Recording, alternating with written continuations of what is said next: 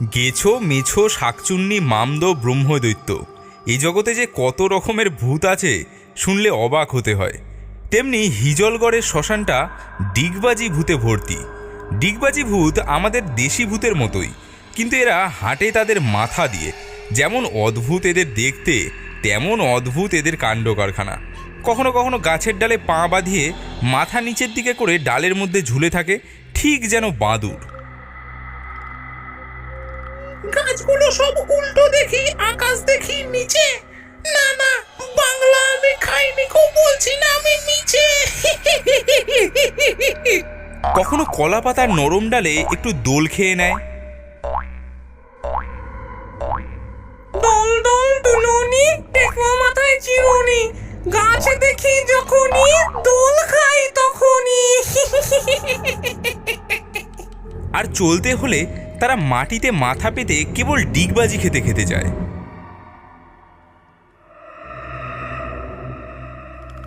একবার একটা লোক এই ডিগবাজি ভূতের পাল্লায় পড়েছিল। আজকে তোমাদেরকে সেই গল্পটাই বলবো। এই হিজলগড় শ্মশানের পাশেই ছিল হিজলগড় গ্রাম। সেই গ্রামে পাঁচু নামের এক সুদখোর মহাজন বাস করত। সে মানুষকে অনেক চড়া সুদে টাকা ধার দিত। টাকা ছাড়া আর কিছুই বোঝে না সে। ধার বাকি থাকলে গলায় পা দিয়ে টাকা কিভাবে বার করতে হয় সেসব কলাকৌশল তার ভালোই জানা ছিল। একবার সে জগা নামের একটা লোককে টাকা ধার দিয়েছিল, কিন্তু জগা কিছুতেই সেই টাকা শোধ করছিল না। এজন্য পাঁচু একদিন তার টাকা উসুল করার জন্য জগার বাড়িতে এসে হাজির হলো। এই এই জগা, বেরো বাড়ির থেকে, আমার টাকা ফেরত দে বলছি। কথা কানে যাচ্ছে না? ঘরের মধ্যে লুকিয়ে আছিস বেটা? জবাব দে। আরে পাচুদা, আর দুটো দিন সময় দাও। দুদিন করে করে তুই অনেক সময় কাটিয়েছিস, আর আমাকে দেখলেই তুই যেখানে সেখানে লুকিয়ে পড়িস। আমি জানি না ভেবেছিস? তুই আজই আমার টাকা দিবি। ভালোভাবে বললাম, শুনলি না তো? তোর টাকা দেবই না, তুই কি করবি করে নে। দিবি না? তবে রে শয়তান, তবে এই নে। এ কি হলো? একটা বাড়ি খেয়ে পটল তুললো নাকি? জগা, জগা, জগা, ওঠ। এসে গেলি নাকি রে? এই জগা, জগা, ওঠ ওঠ। হায় সর্বনাশ, আমি কি করে ফেললাম? এবার আমাকে পুলিশে ধরবে, তারপরে বিচার করে আমাকে ফাঁসি দেবে। না না, আমি মরতে চাই না, আমি পালিয়ে যাবো আজকেই আমি। পাঁচু সে রাতেই গ্রাম থেকে পালিয়ে গেল।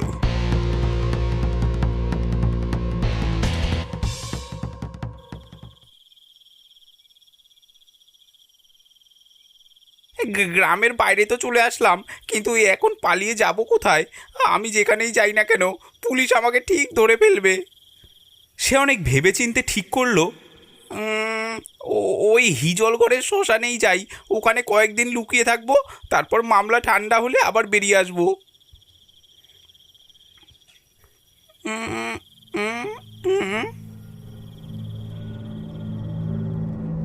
সে প্রকাণ্ড একটা গাছ দেখে তাতে উঠে তার ঘন পাতার আড়ালে সে লুকিয়ে বসে রইল। সেদিন ছিল পূর্ণিমা, তাই চারিদিক জ্যোৎস্নায় ফুটফুট করছে। শ্মশান, মাঠ, গঙ্গার জল, গাছপালা, জঙ্গল বেশ দেখা যাচ্ছে। পাঁচু গাছের ডালে বসে লুকিয়ে লুকিয়ে দেখতে লাগলো যে কেউ তার খোঁজে আসছে কিনা। হঠাৎ তার চোখে পড়ল একটা কঙ্কাল। শ্মশান থেকে ডিগবাজি খেতে খেতে সেটা এই গাছটার দিকেই এগিয়ে আসছে। তার পিছনে একটা, আবার তার পিছনে আর একটা। ঘন ঘন ডিগবাজি খেতে খেতে শন শন করে তারা এগিয়ে আসছে। উড়ি বাবা রে, এরা সব কারা রে? এই যে দেখছি কেবল হাড়, এরা এমন ডিগবাজি খেয়ে আসছে কেন? উড়ি বাবা রে, ভয়ে পাঁচুর আত্মারাম খাঁচা ছাড়া হয়ে এলো। তারপরেই তার কানে এলো ভয়ঙ্কর হাসির শব্দ।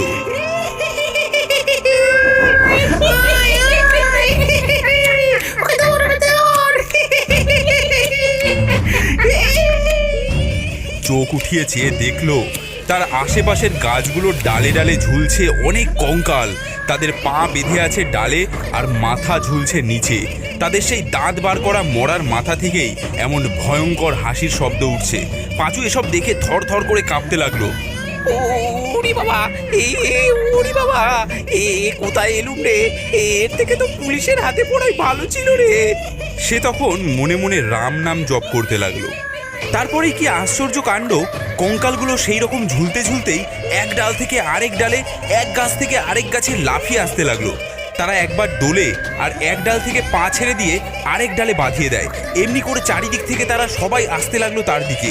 পাঁচু তাই দেখে আড়ষ্ট কাঠ হয়ে গেল। দেখতে দেখতে ভীষণ কাণ্ড হয়ে পড়ল। পাঁচু বসে আছে আর চারিদিক থেকে তাকে ঘিরে ফেললো কঙ্কালের দল। তার আশেপাশে, সামনে, পিছনে, ডায়ে বাঁয়ে কেবলই সেই সব কঙ্কাল। উপরের ডালে পা বাঁধিয়ে তার মুখের কাছে মুখ রেখে ঝুলতে ঝুলতে তারা সব কটমট করে তার দিকে চাইতে লাগলো। তাদের সেই অন্ধকার চোখের গর্ত থেকে ঠিকরে বেরুতে লাগলো যেন আগুনের কণা। তাদের সেই দৃষ্টিতে পাঁচুর সারা দেহ একেবারে অসাড় হয়ে গেল। গাছের ডাল আঁকড়ে সে বসে রইল যেন পাথরের মতো।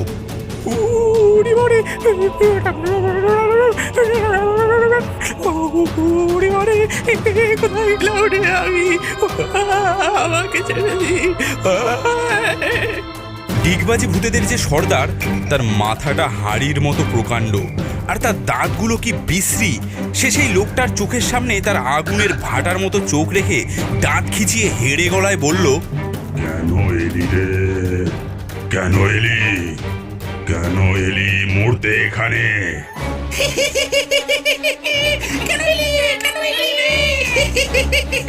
কেন এলি এখানে মরতে?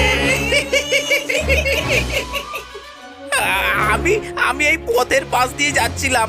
যাওয়ার পথে দেখি এইখানের গাছে অনেক আতা ফল ফলে আছে, তাই আতা ফল পাড়তে উঠেছি গাছে।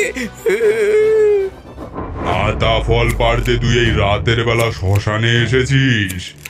ন্যাকামি করছিস? আমরা কিছু জানি না ভেবেছিস? কাকে খুন করে তুই এখানে পালিয়ে এসেছিস সেই সব খবর আমরা জানি। আপনারা জানেন, দয়া করে আমাকে ছেড়ে দিন, আমাকে কিচ্ছু করবেন না।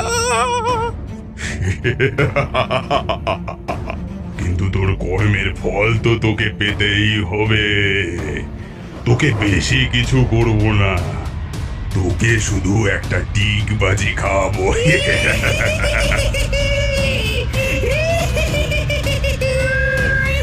এর মধ্যেই একসঙ্গে অনেক জোড়া কঙ্কালের হাত তার দিকে এগিয়ে এলো। তার গলায়, বুকে, পেটে, পায়ে, হাতে, কোমরে সব জায়গায় লাগলো সেই কনকনে ঠান্ডা হাড়ের হাতের স্পর্শ।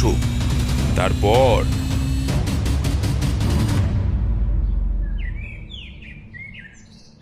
বলো হরি হরি বল, বলো হরি হরি বল, বলো হরি হরি বল, বলো হরি হরি বল, বলো হরি হরি বল, বলো হরি হরি বল, বলো হরি হরি বল, বলো হরি হরি বল।